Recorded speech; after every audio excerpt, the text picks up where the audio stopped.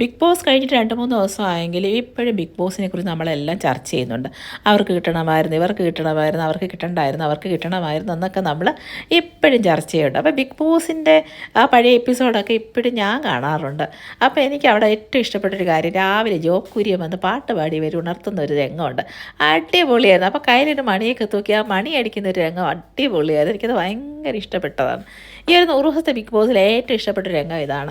രാവിലെ പാട്ട് പാടി ഉണ്ടത് അതൊരു പ്രത്യേകതയായിരുന്നു, അതൊരു പ്രത്യേക അനുഭവമായിരുന്നു.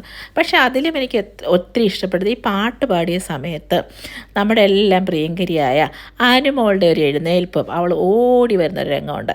അതെനിക്ക് ഭയങ്കര ഇഷ്ടപ്പെട്ടു. പുള്ളിക്കാരി ഇങ്ങനെ എഴുന്നേറ്റ് സ്റ്റക്കായി നിൽക്കുക, എന്താ സംഭവിക്കുന്ന ഒരു പിടിയില്ല.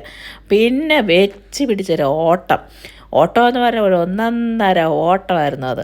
അപ്പോൾ രാവിലെയൊക്കെ നമ്മൾ ഉറക്കത്തിൽ പെട്ടെന്ന് ഞെട്ടിക്കൊണ്ടത് ഓടുക എന്ന് പറയുന്നത് അത് ഭയങ്കര പ്രശ്നമല്ലേ.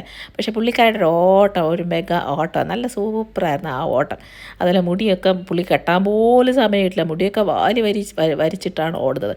അതൊരു സൂപ്പർ പരിപാടിയായിരുന്നു. അപ്പോൾ അനുമോളുടെ ഇങ്ങനെ സ്റ്റക്കായി നിൽക്കുന്നത് കണ്ടിട്ട്, അപ്പം പ്രതീക്ഷിക്കുന്നില്ലല്ലോ ആൾക്കാരിങ്ങനെ വന്ന് പാടുന്നത്, അപ്പം വന്ന് സ്റ്റക്കായി നിൽക്കുന്നത്, പുള്ളി ചിരിക്കുന്നത്, അനീഷിൻ്റെ കൂടെ വന്ന് കൈയടിക്കുന്നത്, അതൊക്കെ അടിപൊളിയായിരുന്നു. പിന്നെ ജോബ് കുര്യനെ വീടൊക്കെ കണ്ടതും അവരോടുള്ള കോൺവെർസേഷനും ഒക്കെ ഭയങ്കര രസമായിരുന്നു. അപ്പോൾ എനിക്ക് ഈ ബിഗ് ബോസ് ആ ഒരു പരിപാടിയിൽ ഏറ്റവും ഇഷ്ടപ്പെട്ട ഒരു രംഗമാണിത്. രാവിലെ പാട്ട് പാടി ഉണർത്തുന്ന രംഗം അടിപൊളിയായിരുന്നു. നിങ്ങൾക്കും അങ്ങനെ തോന്നിയോ? Okay, by.